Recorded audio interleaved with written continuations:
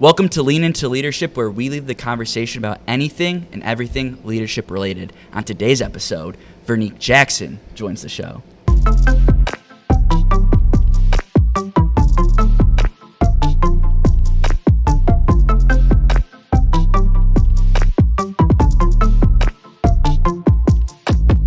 Welcome back to the show, or if it's the first time, welcome to Lean Into Leadership. Today is episode 11. Super pumped for this one. Vernique Jackson on the show. Vernique's the Associate Director here in the Sarah R. Opperman Leadership Institute. Previously worked in the state for 16 years doing training and development, leadership, all that great stuff, right? So a great mind. I can't wait to pick your brain in a little bit today. Also have your own consulting company, which is really cool, and is also CliftonStrengths certified, so as a coach, and so we'll probably jump into that a little bit, as it's a big passion of yours. Yeah, we're excited you're on the show. How you feeling today, Vernique? Glad to be here. Awesome. Let's jump into it. So we're going to jump right into it, Okay. and I want to go deep quick. Okay. So we haven't done this deep before, so it's going to be the first time. Okay. What has been your biggest leadership failure, and what was the key takeaway from that? Oh, wow. Biggest leadership failure. Waiting too long to speak up and use my voice. Okay. My previous role, it took 11 years to get promoted. Okay. I just kept waiting and waiting and waiting, thinking that my hard work was going to pay off instead of advocating for myself and using my voice to say, hey. Yeah. And also, I got comfortable in the position that I was in. I loved what I was doing, but didn't branch out like I should have to other positions. So that was my biggest one. Not taking that chance on myself sooner, getting comfortable. And then even with this, taking a chance, leaving the job with the state of Michigan and coming to LI or Leadership Institute has definitely been one where I use that leadership failure to be able to propel me into this and to take a chance on a brand new opportunity like this. Yeah, absolutely. So, like, what kind of gave you the courage to kind of break out of that moment? Was like kind of one of those moments, like enough's enough kind of thing? Because I think a lot of people can get comfortable, which is totally okay, right? But I think sometimes we limit ourselves, right? That potential. And so what kind of made that switch for you in that moment? The interview, actually, when I actually interviewed and after I left, because I was like, I'm not leaving the state. You know, I have seniority. I get my 5% raise every year, 3 to 5% raise. You know, I know this beast that is the state of Michigan. I'm not sure about Central Michigan. But once I left the interview or had the interview, and it was long. It was a long day. It was a long day, a full day interview. And I left and I told one of my co-workers, I was like, I really can see myself doing this job. I want this job, right? It was just everything that I have done so far in my life, I believe, has led up to this role and that I'm prepared for it. The leadership development, women in leadership, coaching, being able to talk to students now about leadership and that they are leaders right now versus the staff that I train. It took them maybe 5 to 10 years into their career to say I'm a leader and to actually believe it. So it was a great opportunity. For sure. A wonderful opportunity. And I want to say the best opportunity that our best risk I have taken in a long time. Love that. Yeah, it's crazy how sometimes those things happen, right? Yes. Taking a risk and well, we're happy you're here too. It's been awesome. Almost half a year. Almost yes. When you're having fun, right? Yeah, exactly. We have a lot of fun. Yeah. Thank you for sharing that too. I know it's a little bit of a deeper question to start. Yes. But, you know, it's a good one. Kind of going off that one. Okay. If you go back in time to Vernique at between 18 and 20 years old, what would be the biggest piece of advice you'd give in terms of your future? It can be around leadership or anything like that.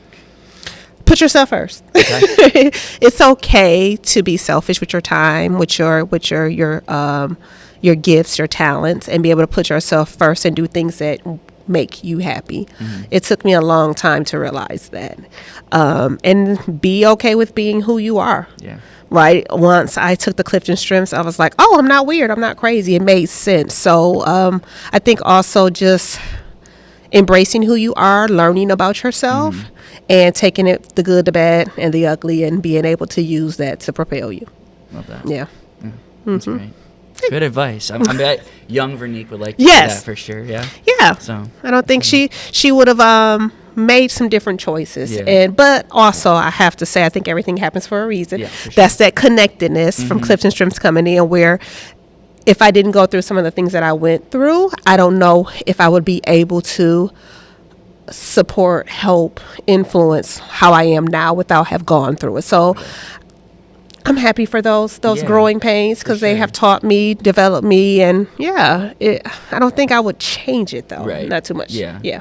Exactly. And like you said too, young self, maybe not. Yes. You don't see that connection. You do at the not. moment, Nope. But it was intriguing, right? So I think share with like some of our audience, maybe in that age range, a little bit younger, if they're in college students are not listening, like, again, bet on yourself and, put And you yourself can do first it. in situations. Yep. Yeah. No one's important. And the worst thing that they can say is no. Yeah. And that's not the end of the world. Sure. Not the end of the world. And what I did learn with some of the no's that I've received, they have been blessing in disguises. There was a job that I really, really wanted, and I applied. I did not get it, and I was just like, but I could do the job I wanted. I was so happy to apply for the job, and then I did not get it. And later on, I worked with some people from that division, and I was like, oh, I am so happy that I did not get that position, right? So understanding that no is not always a bad thing. Yeah. Sometimes it's protection. Sometimes it's a not right now. For sure. Whether you're ready or if it's just the right fit for you, and being able to understand that is important. I love that. And kind of jumping in on that too. I think it's very hard. It can be in kind of today's world to be patient, right? Yes. Especially for young people, right? Because I think you're told from society or from people around you, like, you got to figure it out by your 18, 22, 25, right? 30 even. Yeah. But ideally, hopefully, everyone can, lives a long life, and that time isn't that quickly. And so what is your, I guess, advice for that point of like getting those no's, but still staying, motivated and believing in yourself? Because that can be hard, right? Taking a no, especially when it's something you're passionate about, or you feel like this might be the only opportunity because we're only thinking of now. Right? Yes. We don't see everything out there because we don't know everything, Right. right? Yeah. So do you have any advice kind of to how to deal with those, to kind of shake them off and then kind of grow and be better? Yes. Well, I believe that everything is a lesson, right? And some of the situations that you get in is either to help you or to help someone else, right? It's not always a situation that is for you. But shaking it off is so very, very important. Having that time to be able to self-reflect and to think about, why you might have not received this position, or you did not go in this direction, because sometimes you're not ready. Yeah. You need a little bit of time to grow. And I'm thankful for the times where I was able to kind of be aware of that and say, hey, you know what? If I would have got that position, I would have been in over my head, right? So that self-awareness is very important to know, because sometimes you'll say yes and you hate it, right? But just pace yourself. What's for you is for you. You might not get it today, but you will get it. I laugh now to think that I'm in this position. I remember when I was little, I wanted to be a teacher. And then I did teacher's aide at kindergarten. I was like, oh no, I do not want to be a teacher at all. But then I got into training and development and coaching, and I get to do the same thing. I get to train, I get to pour into people. And now in my 40s, I'm doing what I absolutely love, to the point where it's like I can retire here doing this. And this was a dream that I had way back when. And while I did not get it right after high school, right after college, perfect time for it now, right? To be able to come in and to do what I absolutely love, to have some life experience to be able to speak upon, where I might have not had that same experience and impact that I have now if I didn't go through what I did and I didn't get to this new career at this not far late in my life, but not as fresh as I was before. Yeah. No, I mean, like, there's something too you mentioned there that was like really key. And it was all about the piece of like, it's okay, kind of like to start things new. Yes. As you move, no matter the time, right? Getting started. Yeah. And obviously too, like you talked about at the beginning, kind of taking some risk on that point of like, I don't know what this is going to be, right? Jumping in. So, anyone can you can always get started, right? I don't think you're ever too young to do those things, or too old, excuse me. But yeah, just kind of finding your jam. Do you think, you kind of mentioned too, that you had a passion from teaching, or you thought you saw yourself in that at a young age? Do you think sometimes as we grow up, things that we actually really notice when we're young are really what we're meant to do. Like that kind of that draws you to that. Yes. You know? And mine is helping people. Okay. Every role, every position that I've had, like I've had some careers. If I go back and think, I worked in the banking industry. Worked as a bank teller, customer service rep for a couple banks. I did insurance. I was licensed to sell insurance at 18. I was just trying to find myself, but fully licensed in the state of Michigan at the age of 18 to sell life, all types of insurance, auto, home, life insurance, health insurance. And then in all of those spaces, I loved helping people. Yeah. Like truly helping them become the best them that they could be. Definitely believe that the things that I experienced and was drawn to when I was little was preparing me. I didn't know how, I didn't know when it was going to happen, but it did. But also I would say that your gifts make room for you. Your passion makes room for you. And so, like I said, in every space that I was in, I was helping. I was the person that would onboard the new staff and teach them how to do their job, be there to help them. So again, all roles that I've been in, I've been teaching, I've been helping, I've been facilitating, I've been instructing. When I was little, we played school and I was a teacher. Like that's just who I am. And I believe it may show up differently. Now, while I have the patience, not of a saint, I used to, I do love working with children. I absolutely love college students, young adults. I enjoy being able, because I was there before, right? And so now in this space, I get to have these conversations that I wish I would have had when I was coming up. And then also a millennium? Generation? Yeah, what generation am I? Were you born? 81. It's fine. 81? Yeah, millennial. So early millennial. And things have changed to the point where it's like if you don't change, you're going to get left behind. And so I'm in a good space to be able to say we were the last generation that played outside and that they had these types of experiences, right? And what does that look like and how is that going to help our new generations that are coming in? So. Yeah, that. You talked a little bit about self-awareness and a question ago or two, talking about strengths, right? Specifically Clifton Strengths. But before I jump into that, you always hear that kind of information or that advice, right? Work on your weaknesses or your growth areas. Then you'll also hear on the other side of the things like focus fully on your strengths, right? Find things that, in your opinion, what do you think is better to focus your time on, would you say, for people that are kind of developing those skills? I actually think it's a both and. It's not one or the other. It depends on the situation. I am naturally positive. It's funny because that's one of my top 5 CliftonStrengths, positivity. And also I'm a self-improver. I love to work on getting better, right? But I know there are some things that I am awesome. Like I rock. I do this. I can do it in my sleep. And so those things I try to make sure that I leverage, right? So like the way that I think I have a phenomenal brain, and not just because I'm love to learn, but because I'm able to process things and be able to look at the whole picture, right? And so those things that I know I'm naturally good at, I definitely spend time investing in those. And those things that I may not be the best in, it depends on whether or not it's affecting the goal that I'm trying to reach. If it's not, and it's not like a stumbling block, then I don't worry too much about it. If it is one, or like just recently I had a conversation with someone and they gave me some constructive criticism, which I absolutely love. And I was like, okay, so that means that I need to work on my time management, right? And so feedback is awesome because they're able to show you something that you may not have even, recognized or thought about. And that person cared enough to say this, right? And so again, it's a both and, depends on the situation. I don't want you or anyone to get so boggled down on your weaknesses that you don't be a cheerleader and an advocate for what you do great. Because it's so easy to tear yourself down and say, I suck here. I wish I was this, or I wish I was like such and such. But I want you to focus on what you do naturally well. And if the things that you do not do naturally well, but you want to, then invest in yourself. Work on developing those, but don't take it as, okay, I suck, so I'm not going to do anything, because that can happen as well. Right. You get so caught up on the negative that you don't even think about the positive. You don't give yourself grace or give yourself the pat on the back to say, you know what, I'm really good at being there for my friends.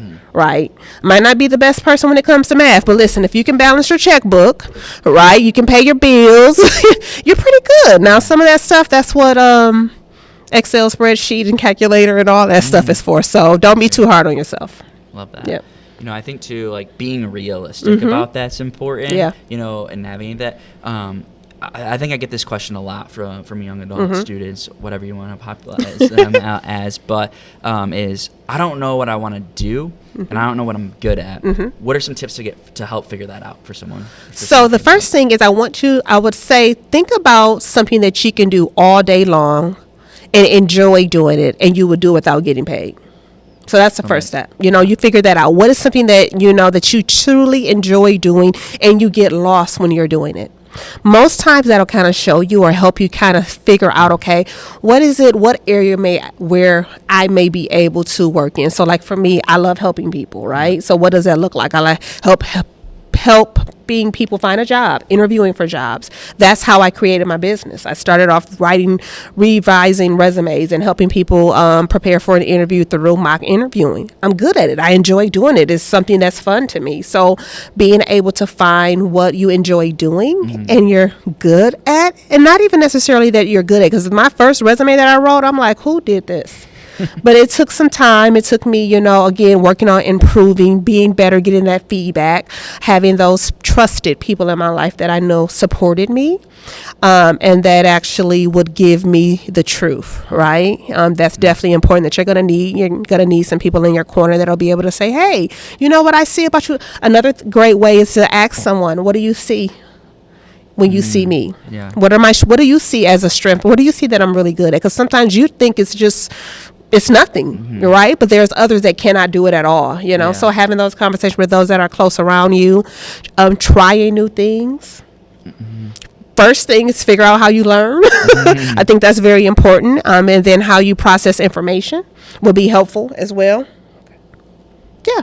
Sweet. Hope that answered it. No, it definitely does. I think those are good tools that people can go and start practicing. And I think too, like, if you're in college or you're coming to CMU for a perfect example, like there's a lot of opportunities to do those things, right? It is. Or wherever you are, right? Or if you're not in school, just finding those things to push yourself, because that's where you're going to learn the most. Even at work. So like I've told some people, like, how do you get, when you're working somewhere or you're in a situation that is not the best for you, sometimes if you're unable to change yourself while you're going through. So what I mean by that is finding, like, one of the jobs that I had was not the best environment, but I love what I do. I found a passion project, and the passion project was developing staff, so helping them with professional development. That gave me a highlight. That gave me something to look for in spite of what was going on at work, and so I'm able to pour into others, help them with their professional development. I ended up creating trainings.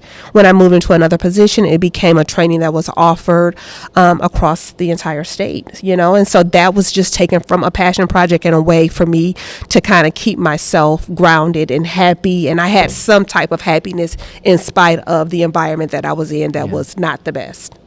Like finding something that can draw your attention, that you can work towards. And I always say, I think this to be true. If you find something you're passionate about, and you kind of alluded to it earlier, like, you can find a way to make money. Oh, yes, right? always. Monetize it. And so you just find what you love to do and jump into it. And I think there's so many things out there that we have no idea, right? I always make the joke, like, I didn't know you could work in a college, but, like, yet there was always college employees I was dealing with when I was a student, right? Like, of course you can, right? You don't always see those paths until you're in those moments. And so, but definitely finding something that you enjoy, and then, again, jumping into that part of, like, advocating for yourself, right? Getting yourself in those spaces with those people. Yes. And that kind of jumps into that next piece, which I know you're really passionate about, is mentorship, right? Mentorship's a huge thing. We've talked about it a few times on this show. We'll definitely talk about it more in the future. What's been your greatest experience with mentorship? Is there someone that kind of served as that mentor, that story? And how do we find a mentor that works for us as an individual? So I always share this story. We still talk though. So prior to me getting the last position that I had as a leadership development trainer, I shadowed someone who was doing that role. And I'll say, I got to throw out the date. So 2016, I shadowed her. And she was telling me about the work that she does, how she's doing all this traveling. And I was just like, I really want to do this. And what do I need to do? And I'm all excited about it because I'm a trainer, I'm a teacher, I love this. And so she was one of those who was very, very frank but I loved it. Again, I love feedback, right? Yeah. And so she shared with me how, okay, this job is great. However, you're on the road a lot. She was like, what does your life look like, your home life? And I was like, oh, I have 2 children. At the time, they were 2 daughters. They were still in elementary school. She was like, well, what does your support look like? She was so helpful in the aspect that she asked me these questions that were very important, because she knew the job. You know, she knew that sometimes she was up north for 2 weeks training. Right. And if you have children and you're a single parent, who's going to be there to get them to school, you know, and all those things. And so while she told me all the great things about being a trainer, she also told me about the things that are not so great. And she was like, well, so what are you thinking? She was like, I don't want to discourage you, but I do want you to know, you know, what is happening. And I'm like, okay. And then she was like, so have you ever thought about becoming a supervisor? And I was like, she was like, you can still train, you can still do this. And so she worked with me. And no one told her to. She did not have to do it. All I was supposed to do was watch her teach, train. And she was like, well, how about you do this? Make up a proposal of what you want to do, right? So if you want to become a supervisor, then train all of the new staff. And I'm like, okay, great. That sounds great. And so I left. It was supposed to be a 16-hour training, job shadowing. I trained her for 8 hours, and then I let her know, thank you for your time. I'm not going to continue with this shadowing. I'm going to wait. And so not even a year later, I applied for a supervisor position. I got it, was able to train the new staff. It was wonderful. Fast forward to 3 years later, I interviewed for the leadership development trainer position, got it, and she was my coworker. That's crazy. It was full circle to the point. Every time we were in a staff meeting, I'm like, Natasha did this, and like a fangirl, and I was so happy, so excited. And then I also got certified on that team with her as a CliftonStrengths coach. And then I was able to see, like, remember how I told you she was very frank and upfront? Yeah. That was one of her CliftonStrengths, and I appreciated it. Yeah. You know, not everyone did. So that mentorship meant so much to me because she didn't have to do it. Yeah. She could have did the bare minimum, which is let me shadow, not ask any questions, like this is what I do, and that's it. And then she also reached out to check up on me to see how I was doing. When I started the new job, she was, again, my mentor. This is what you do. This is, okay, make sure that you're saying no, right? Just because you can doesn't mean you shouldn't. Like, she was there for me as not just a person who cared. So mentoring is about relationship. That's all it's about. It can be formal. It can be informal. I never went up to her and said, hey, will you be my mentor? She just took it upon herself to be there for me, to be what I needed, to be that ear. And I've also had it where I've had someone who we've had a conversation and they'll reach out. I just want to check in. I enjoy talking to you. So when you're finding a mentor, it does not have to be, oh, will you be my mentor? Although I've had that happen before, and I'm like, sure. Yeah. I've also had it where, are you okay with me picking your brain? That's another way, right? What are your thoughts on this? And so you can find a mentor in some of the unlikeliest places just by being in, I'm not going to say the right place at the right time, but just that community piece, that relationship building piece.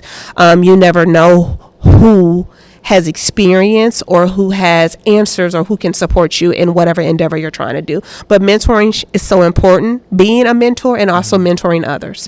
It's like basically just giving back. If you pour into others, someone will pour into you, and they'll see that.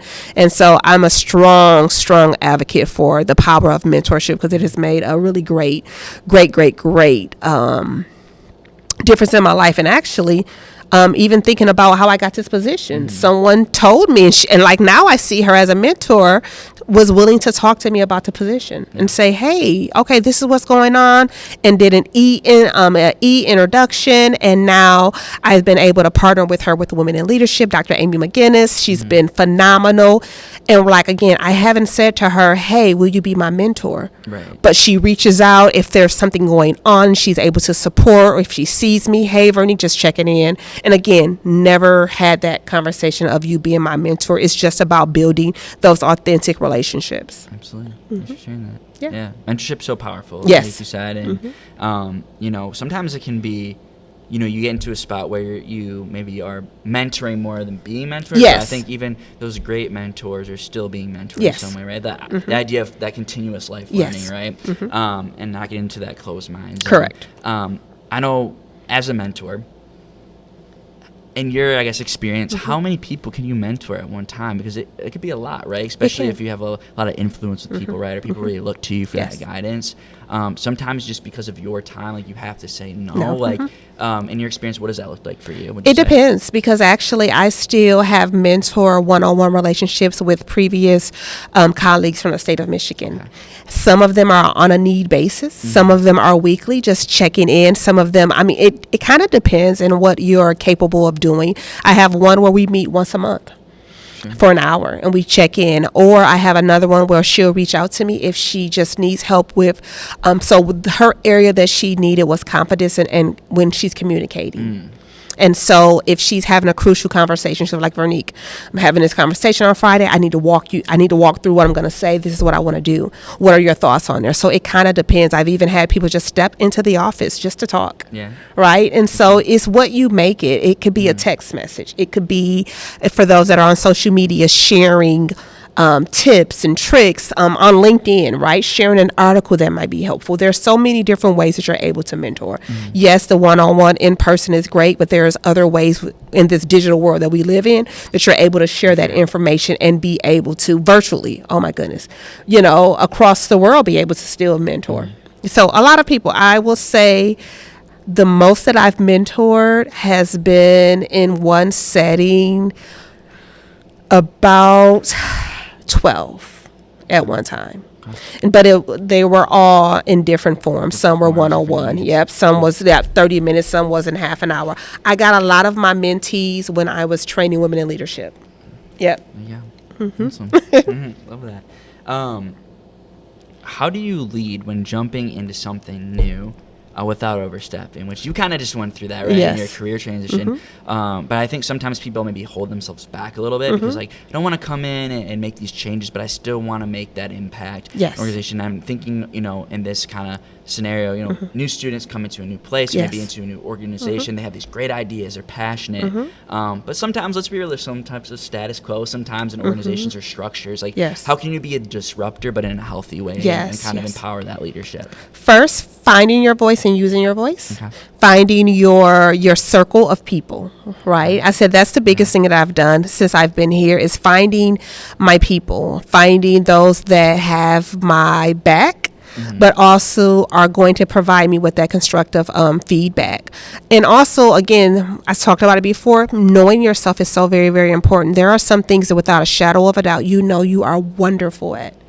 No one can tell you otherwise. And so, like, for me, I know I can inspire, I can influence, right? I know these things. These are just some things that I know about myself, but also understanding that I'm a learner as well. So, like, when I got this new job, I was like, okay, I want to hear from you all. I want to sit back. I don't want to come in and change anything, but I do want to offer my ideas and my thoughts. And if you take them, great. And if you don't, I got them out. I was able to say my piece. And so that has been helpful for me too in this new role.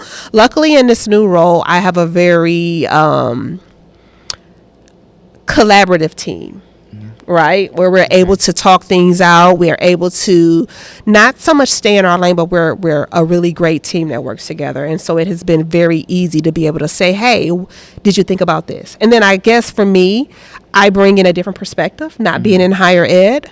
Whereas others they've done their, education here. They've done grad school. They've transitioned from being an actual grad assistant to then becoming a full-time professional. And so I bring that different perspective and I'm able to share that with them. So one of the things too is intent before content. I think that's very important.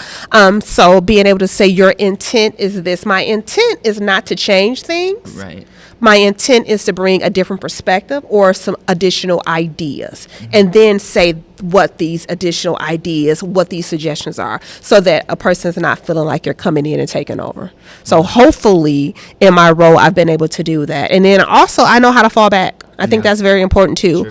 Not everyone is going to accept you or your ideas, and it's okay. Don't take it personal, right? Sit back, learn what you need to learn, adjust, find your people, but the ideas that you have, don't forget about them. So I use OneNote, Microsoft OneNote, and I'm the type where I have to get it down on paper, right? And so I'll come up with an idea many ideas. And even though they may not get implemented or executed, I'll always come back to them, right? And so in my OneNote, I do a brain dump, and I'll get all these ideas of things that I want to do, and I'll put them down on a piece of paper. Eventually, they'll come to life, right? Eventually, there'll be a time for me to talk about them, but I don't, just because I hear a no, or sometimes people can be dismissive, I don't take it to heart, because again, I said it before, what's for you is for you. And if this is something that you are supposed to do, you're going to get it done. And the people that need to help you are going to be there to help you. Sure. Yep. This might take some time, right? It might take some time. You might have to push for those ideas too. It goes back to what you said earlier, is advocating for your ideas and for your needs as well. Yep. Just so important. So important Very. that I don't think we've done a good enough job as people in the last handful of years of empowering and teaching those skills. And so that's something that I think we're seeing a gap in. So hopefully that's something we can develop definitely as professionals. So what does leadership mean to you in the simplest way? In the simplest way, leadership is impact and influence. Love that. Impact and influence. Yep. Those go both hand in hand? I believe they do go hand in hand. I was in class, so I'm in class right now, or I should say I'm back in school to get my learner strength. Yes, that learner strength definitely cannot stay out of school collecting degrees like Thanos. With the stones, infinity rings, yes, definitely. I'm in an ethics class, and my professor, Dr. Gina Wilson, was sharing about leadership, and she was like, "There's no good or bad leader. It's about impact and influence, right?" Yeah. And so if you think about all of historical leaders, either they had impact and they had influence. Now, what they did with that impact and that influence, that is where the ethical versus the unethical comes in. And I was just like, yeah, that is right. Like, if we think about some people, yes, they have the impact, they have the influence, but what do they do with that? Exactly. Yeah. Right. And so I'll say to you, you have impact, you do have influence. What you choose to do with it makes the difference in what type of leader you are. Right? 100%. So you get to choose. Yep. Right. Selflessness Yes. or selfishness? Yes. Right? What are you going to go with? What you're going to go with. Right. Yep. It's a daily challenge, right? So being a leader. So love that. Is there anything we didn't get to today that you want to share with the audience? Anything important to you about leadership? Any of those perspectives? Anything about strengths? Anything? I'm sure we'll do it. We'll get another episode going too. Yeah, I'm not going to touch into that, but first thing, because we'll come back for that, because I need more time for that. But what I will say is that this is a great time for you to get to learn yourself. Love that. It really is. And so take advantage of it and do it afraid. Right? It's going to be scary. It's going to be new, but do it afraid. That has been the best advice I have gotten in this role, like a whole 6 months down. And I am so happy that I took a chance on myself and took this position. And even though, if you think about it, like if you were to compare this job to the last job that I have and the perks and all that, you're like, she is crazy. Why would she do that? To go from working remote, like from home every single day, to now driving in an hour and a half. But I have so much joy, so much happiness, so much peace when I come here, where sometimes I'm at my desk and I'm like, okay, Vernique, it is 6 o'clock. You need to leave. That's an hour drive. Like, why are you still working? Right?